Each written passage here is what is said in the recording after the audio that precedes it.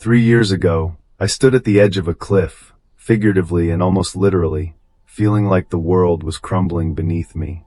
A job loss, a breakup, and a wave of self-doubt hit me all at once, and I thought, why does life keep throwing storms my way? But then, I stumbled across a simple Buddhist teaching that changed everything. True strength isn't about dodging the storms. It's about standing tall through them. What if you could train your mind to be unshakable, no matter what life throws at you? What if you could turn pain into power, fear into focus, and chaos into calm? Today, I'm sharing 12 Buddhist-inspired habits that transformed my life and can transform yours.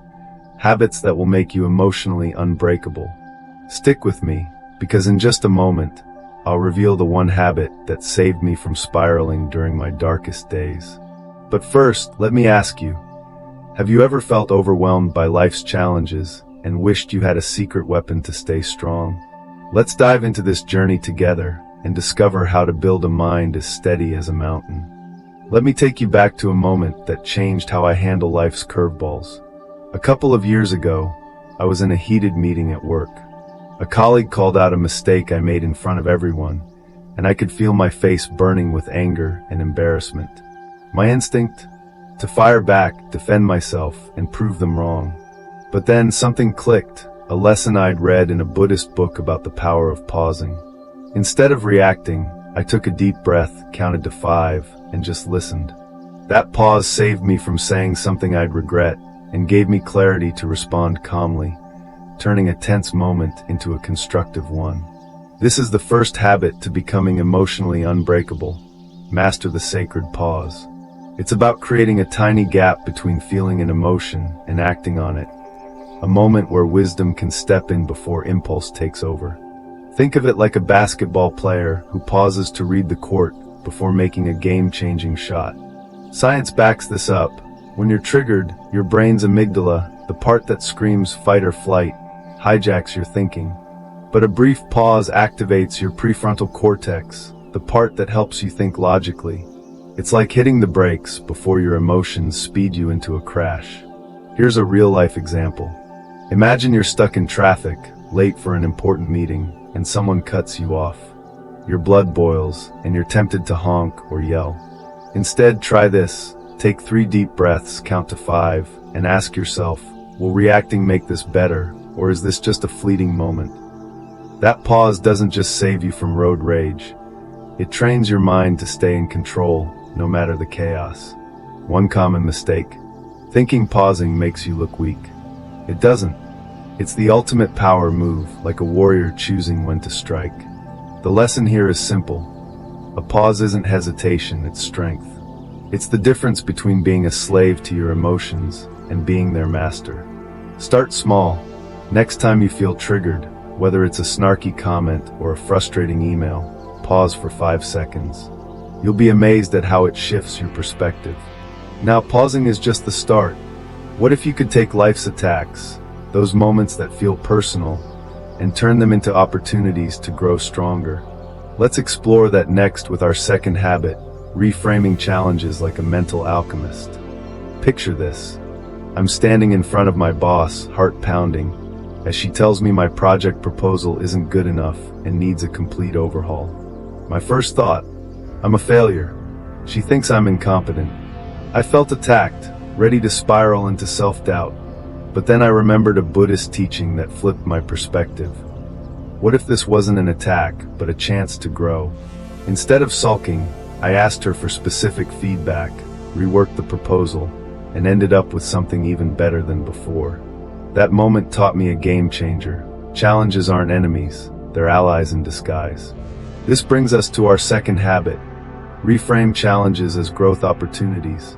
It's about shifting how you see life's tough moments, whether it's criticism, rejection, or failure, and viewing them as invitations to strengthen your mental fortress.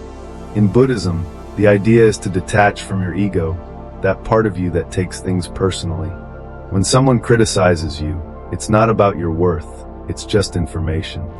Think of it like a judo master who uses an opponent's force to their advantage, redirecting the energy to win the match. Reframing doesn't erase the challenge. It transforms it into a stepping stone. Here's how it works in real life. Let's say you pitch an idea at work and your team shuts it down. Your gut reaction might be to feel embarrassed or defensive. But try this. Pause, like we talked about in Habit 1. Take a deep breath and ask yourself, what can I learn from this? How can this make me better? Maybe their feedback points out a blind spot, or maybe it's a chance to practice resilience. I once knew a friend, Sarah, who got passed over for a promotion. Instead of bitterness, she reframed it. This is my chance to upskill and prove I'm ready next time. She took online courses, networked, and landed an even better role 6 months later. One mistake to avoid: assuming every challenge is a personal attack. It's not always about you. Sometimes it's just life's way of testing your growth. The lesson here is powerful. Every challenge is a gym for your mind. Just like lifting weights builds muscle, facing difficulties builds emotional strength. Start today. Next time you face criticism or a setback, write down one way it can help you grow. It's like turning lemons into lemonade, but for your soul. So, we've learned to pause and reframe. But what if we could take it further and actually embrace the discomfort that comes with challenges? That's where our next habit comes in. Training your mind to thrive in the tough moments, like a marathon runner pushing through the pain. Let me tell you about a time I wanted to crawl under a rock and hide. I'd signed up for a public speaking course, and my first speech was a disaster. My voice shook, I forgot my lines, and I could feel every pair of eyes judging me. Every fiber of my being screamed, "Run away and never do this again." But instead of quitting, I leaned into that discomfort. I kept showing up, practicing through the nerves, and by the end of the course, I was delivering speeches with confidence. That experience taught me something profound. Discomfort isn't something to avoid, it's the key to growth. This brings us to our third habit: embrace discomfort. Build resilience like a marathon runner. In Buddhism, discomfort, whether it's failure, loneliness, or uncertainty, isn't the enemy, it's a teacher. Just like a marathon runner pushes through burning lungs and aching legs to cross the finish line, embracing discomfort trains your mind to stay strong under pressure. The science is clear. When you face tough situations head-on, your brain builds new neural pathways, making you more adaptable and resilient. It's like lifting weights for your soul. The more you work through the strain, the stronger you get. Here's a practical way to try this. Let's say you're dreading a tough conversation with a friend who's been distant. Instead of avoiding it or numbing the anxiety with Netflix, sit with that uneasy feeling for a moment. Take 5 minutes, close your eyes, and just notice the discomfort without judging it. Then, have the conversation, knowing it's a chance to deepen your connection or learn something new. I have a friend, Mike, who hated waiting in long lines. It made him restless and cranky. He started a challenge. Every time he was stuck waiting, he'd stand still, breathe deeply, and observe his impatience without reacting. Over time, those moments lost their power over him, and he became calmer in all sorts of stressful situations. A common mistake? Thinking you need to feel comfortable to grow. Nope, growth happens in the messy, uneasy moments. The lesson here is simple. Discomfort is your training ground. It's not about suffering for the sake of it, but about seeing tough moments as opportunities to build a tougher mind. Try this today. Pick one small uncomfortable thing, like skipping your phone for an hour or tackling a task you've been avoiding, and lean into it. Watch how it shifts your strength. We've learned to pause, reframe, and now embrace discomfort. But what if you could take it a step further and actually change the way you see problems altogether? That's what our next habit is all about. Flipping your perspective to turn obstacles into hidden gifts. I'll never forget the day I got an email that felt like a punch to the gut. It was from a client I'd poured my heart into working with, saying they were going with someone else. My first thought was, I blew it. I'm not good enough. I was ready to wallow in self-pity, but then I remembered a Buddhist idea that stopped me in my tracks. The way you see a problem can change everything. Instead of seeing that rejection as a failure, I asked myself, what's the gift in this? That shift led me to refine my skills, connect with new clients, and eventually land projects I never would have dreamed of. That email wasn't a dead end. It was a detour to something better. This brings us to our fourth habit. Flip your perspective. See problems as hidden gifts. In Buddhism, suffering doesn't come from what happens to us, but from how we interpret it. This habit is about rewriting the story you tell yourself about life's challenges. Instead of viewing a setback as a disaster, see it as an opportunity to learn, grow, or pivot. It's like an artist taking broken pieces of glass and turning them into a stunning mosaic. Your mind is the storyteller, and by changing the narrative, you can transform obstacles into stepping stones.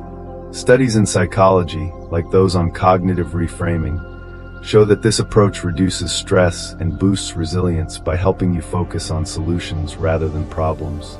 Let's bring this to life. Imagine you're planning a big family vacation, but your flight gets canceled at the last minute. Your initial reaction might be frustration. This ruins everything. But try flipping it. What's the gift here? Maybe it's a chance to explore a nearby town you've never visited, or to spend an extra day bonding with your kids at home. I know a woman, Lisa, who lost her job during a company layoff. Instead of spiraling, she reframed it as a chance to chase her dream of starting a bakery. Today, her cupcakes are the talk of her town. A common mistake: getting stuck in the why me mindset, which blinds you to the possibilities. Instead, ask, how can this serve me? The lesson here is clear. Problems are only problems if you call them that. Like a wrapped gift, they might look rough on the outside, but inside, there's something valuable waiting. Try this today. The next time something goes wrong, write down one way it could be a gift. It's a small shift that can change everything. We've learned to pause, reframe challenges, and embrace discomfort. But what if you could take those tough emotions, like anger or fear, and turn them into fuel for growth? That's what our next habit is all about. Transforming your emotions into powerful allies. I still remember the day I got a call from a close friend, and instead of the usual warmth, there was tension. They were upset, accusing me of not being there for them during a tough time. My stomach knotted with guilt and defensiveness. I wanted to argue to justify myself. But then a Buddhist teaching flashed in my mind. Emotions are just energy, and you can choose how to use them. Instead of letting that guilt swallow me, I channeled it into action. I apologized sincerely, set up a coffee date to reconnect, and we ended up stronger than ever. That moment showed me how even negative emotions can fuel something beautiful. This brings us to our fifth habit: transform emotions. Turn negative energy into positive action. In Buddhism, emotions, whether anger, fear, or sadness, aren't good or bad. They're like raw energy, like a river's current. Left unchecked, that energy can sweep you away, but if you guide it, it can power your growth. This habit is about taking those intense feelings and redirecting them into something productive, like a factory turning waste into electricity. Neuroscience supports this. When you feel a strong emotion, your brain releases a surge of energy. By consciously choosing how to use it, you can turn chaos into clarity, pain into purpose. Here's how it looks in real life. Imagine you're furious because a coworker took credit for your idea. Your first instinct might be to confront them or stew in resentment. Instead, try this. Acknowledge the anger, take a few deep breaths, and ask, how can I use this energy? Maybe you channel it into creating an even better project, or you use it to have a calm, assertive conversation with your coworker. I know a guy, Tom, who was terrified of public speaking. Instead of letting that fear paralyze him, he used it to prepare meticulously, practicing every night. His next presentation? A total hit. A common mistake? Thinking you have to suppress negative emotions or let them explode. Neither works. Suppressing builds stress, and exploding creates regret.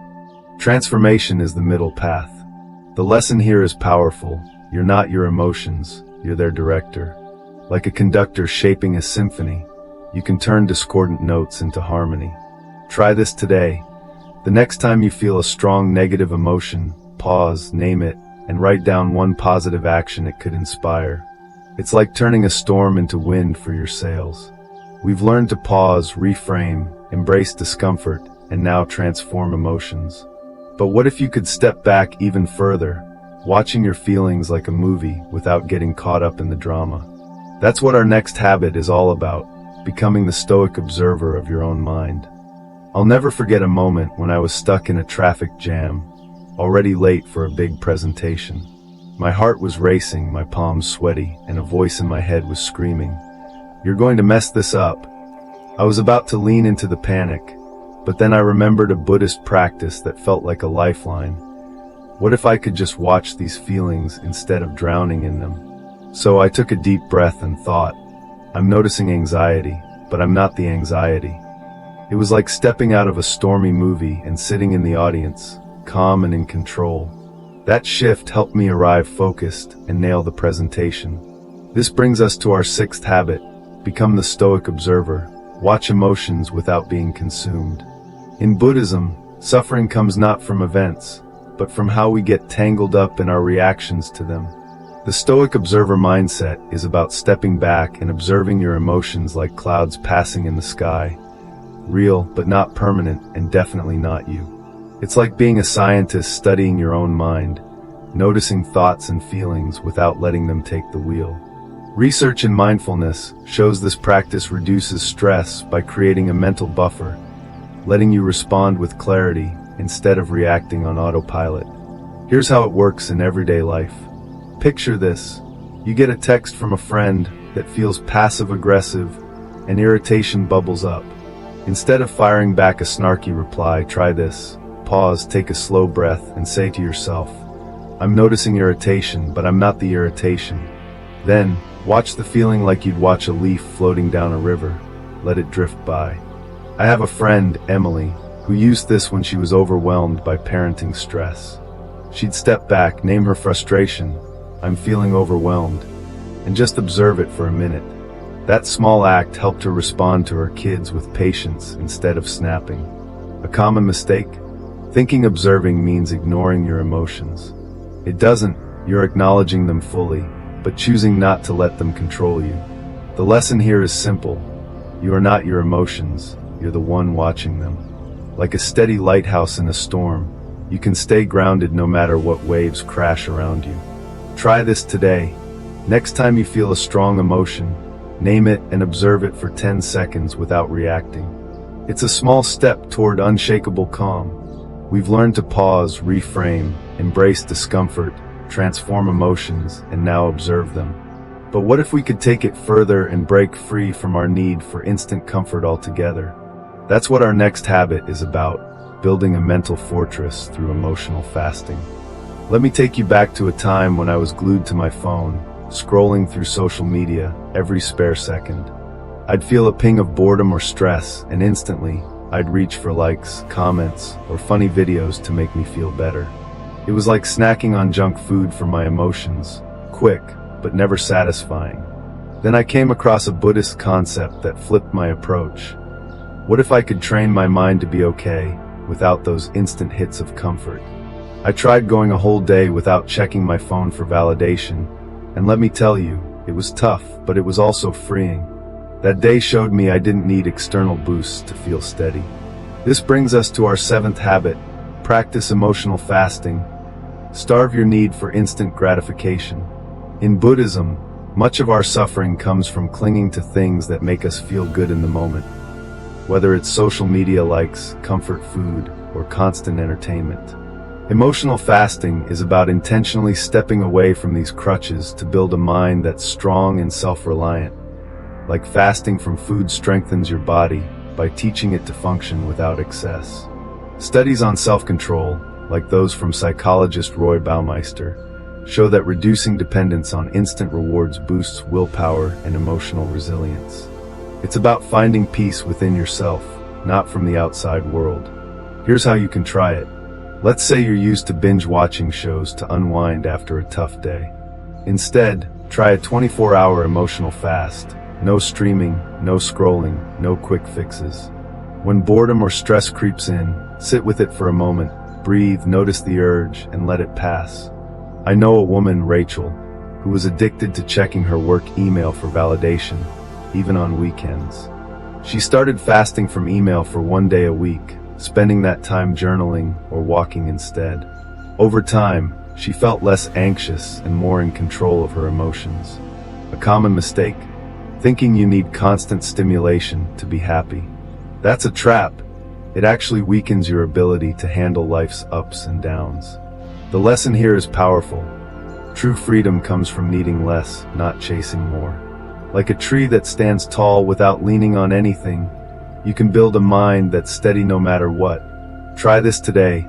Pick one emotional crutch, like checking your phone or snacking when stressed, and fast from it for a few hours. You'll be surprised at how strong you feel. We've learned to pause, reframe, embrace discomfort, transform emotions, observe them, and now fast from instant gratification. But what if you could take it even further and disarm negativity altogether? That's what our next habit is about, mastering the art of non-reaction to stay unshakable. I'll never forget a moment at a family gathering when an uncle made a snide comment about my career choices, saying, "You're still chasing those dreams, huh?" It stung, and my instinct was to snap back or defend myself. But instead, I took a deep breath, smiled, and said, "Thanks for your thoughts." That simple choice to stay calm didn't just diffuse the tension. It made me feel in control, like I'd won a quiet victory. That's when I realized the power of not reacting to negativity, a lesson straight from Buddhist wisdom. This brings us to our 8th habit: master non-reaction, disarm negativity by staying calm. In Buddhism, true strength lies in choosing when and how to respond, rather than letting external triggers pull your strings. Non-reaction doesn't mean ignoring or suppressing your feelings. It's about observing negativity, like insults or provocations, and deciding not to give it power. Picture a lake so still that even a strong wind barely ripples its surface. By staying calm, you starve negativity of the fuel it needs to grow. Research on emotional regulation, like studies from the Greater Good Science Center, shows that choosing not to react impulsively reduces stress and strengthens self-control, making you feel more grounded. Here's how it plays out in real life. Imagine you're in a meeting, and a coworker makes a sarcastic remark about your work. Your gut might urge you to fire back or shrink in embarrassment. Instead, try this: pause, breathe, and ask yourself, does this deserve my energy? Then respond with something neutral, like, I appreciate the feedback, I'll consider it. I know a guy, David, who dealt with a rude neighbor constantly complaining about his dog. Instead of arguing, David stayed calm, listened, and offered a polite solution.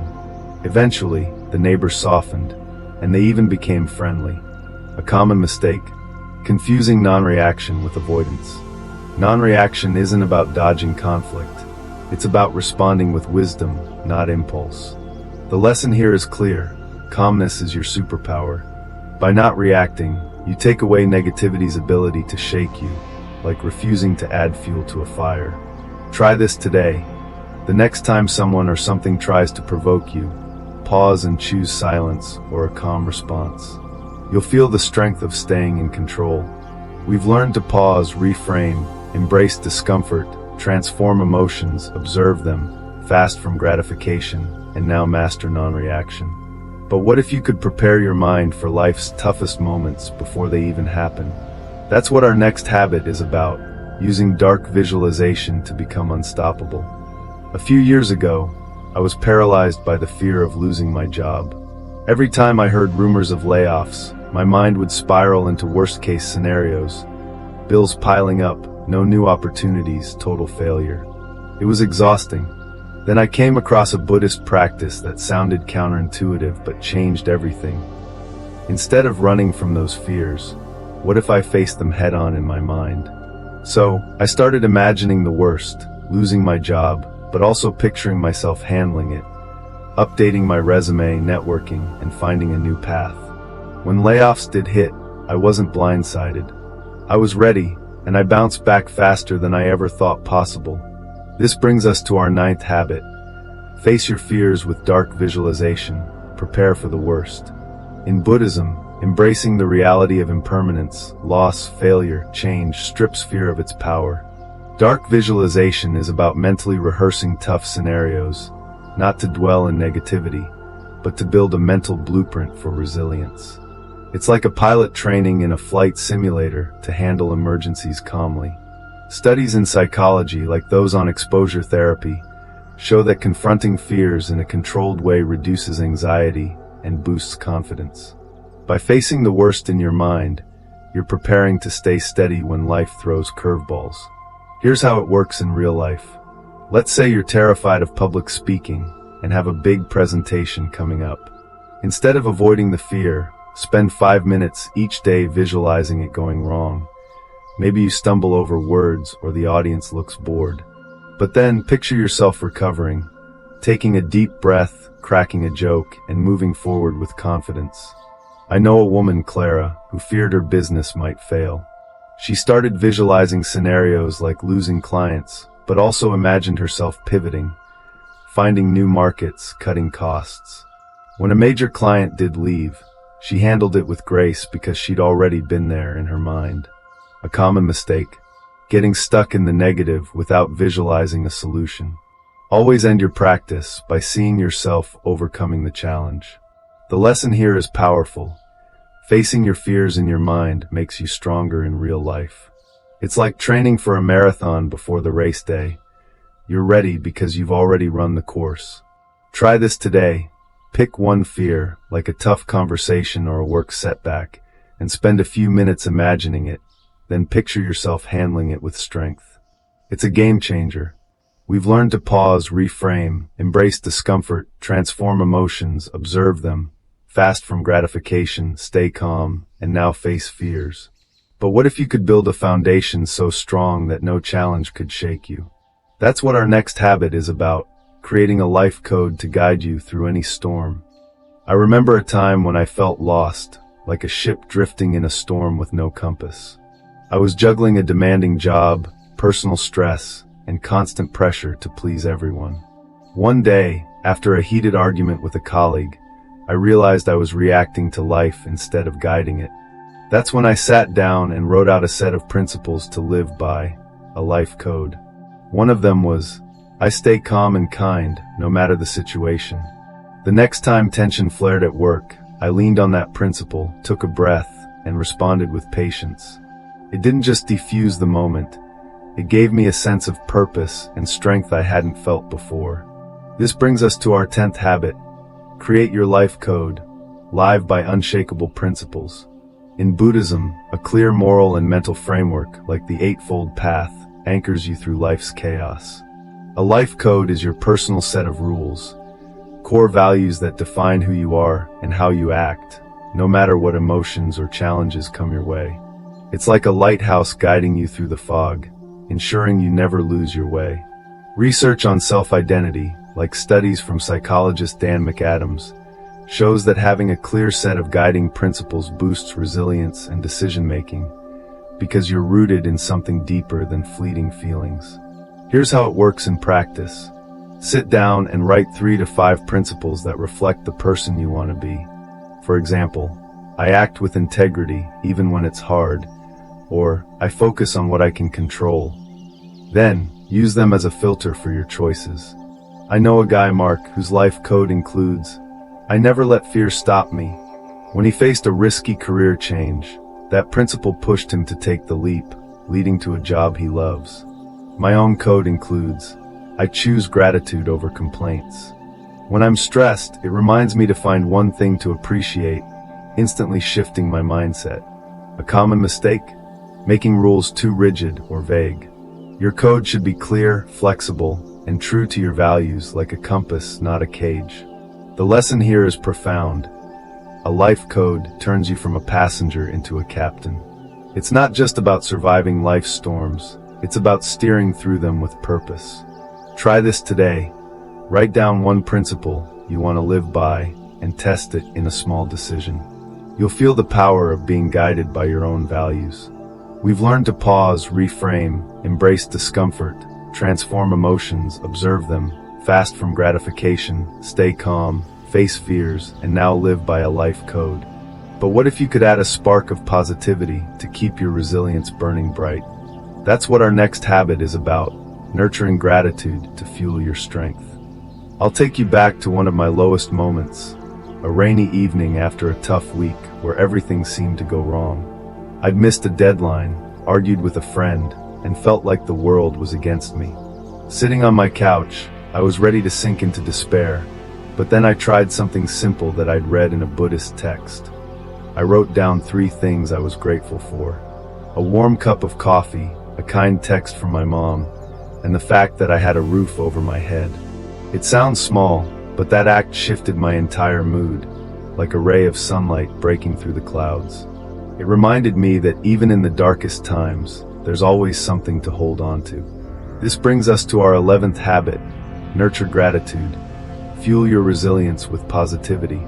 In Buddhism, gratitude is a powerful practice that anchors you in the present and balances the weight of life's challenges.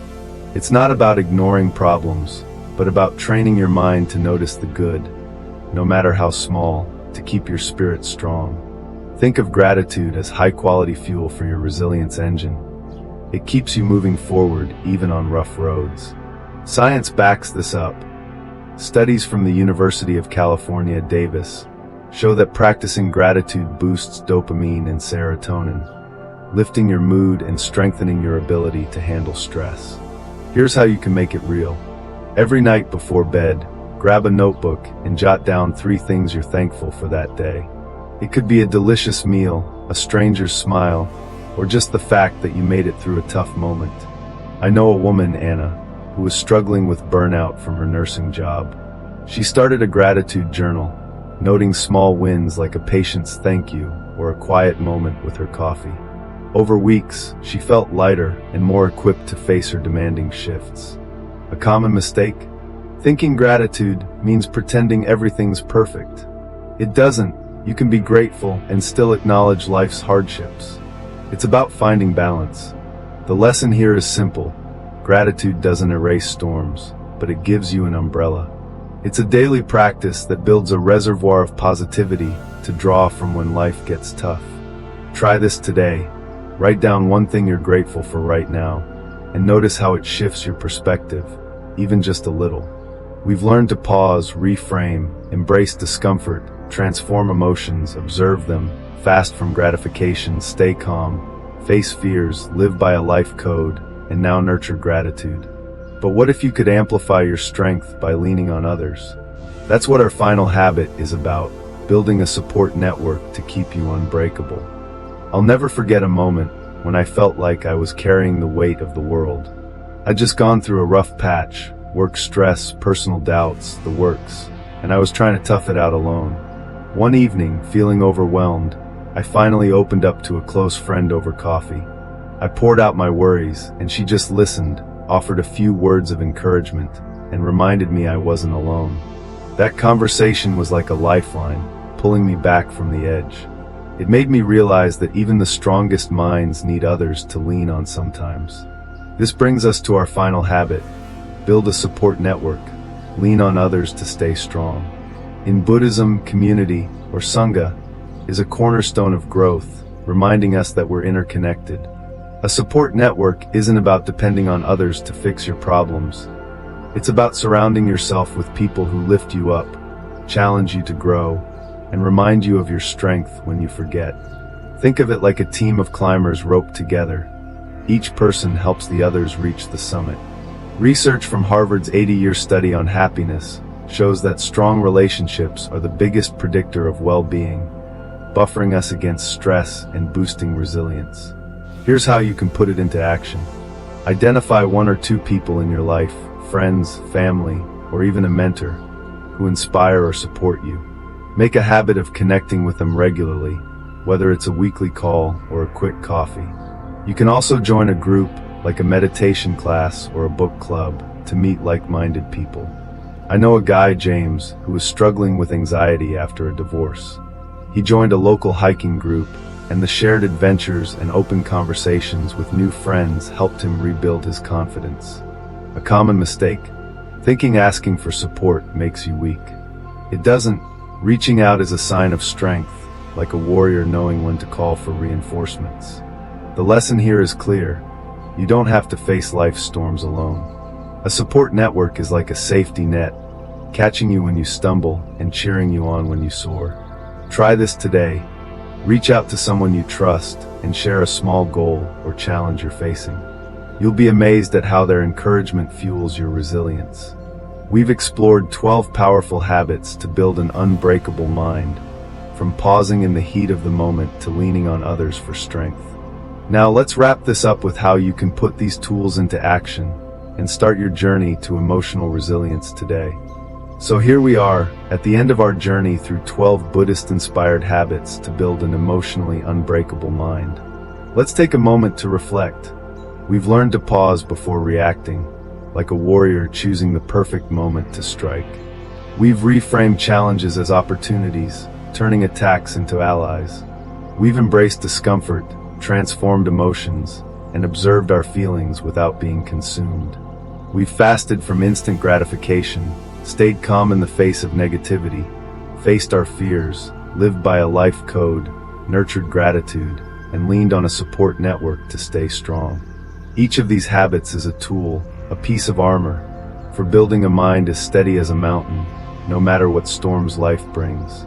But here's the thing, these habits aren't just ideas to hear and forget. They're practices to live by, starting right now. Imagine this. What if you picked just one habit, like pausing for 5 seconds the next time you're stressed, and committed to it for a week? I promise, you'll start to feel a shift, a quiet strength growing inside you. I think back to that moment when I was drowning in self-doubt, and these practices were my lifeline. They didn't make life perfect, but they made me unbreakable, and they can do the same for you. So here's your challenge from Buddha's Pathway. Pick one habit from today's video and try it out this week. Maybe it's writing 3 things you're grateful for each night, or reaching out to a friend for support. Then come back and share your experience in the comments. I read every single one, and I can't wait to hear how these habits are changing your life. If this video resonated with you, hit that like button to let me know, and share it with someone who needs a little encouragement to stay strong. Don't forget to subscribe and ring the bell, so you never miss our weekly doses of wisdom on Buddha's Pathway. Trust me, you won't want to miss what's coming next. Our next video dives into a secret Buddhist practice that's like a mental reset button for tough days. Thank you for joining me on this journey. Let's keep walking the path to a stronger, wiser, and more resilient you. See you in the next video.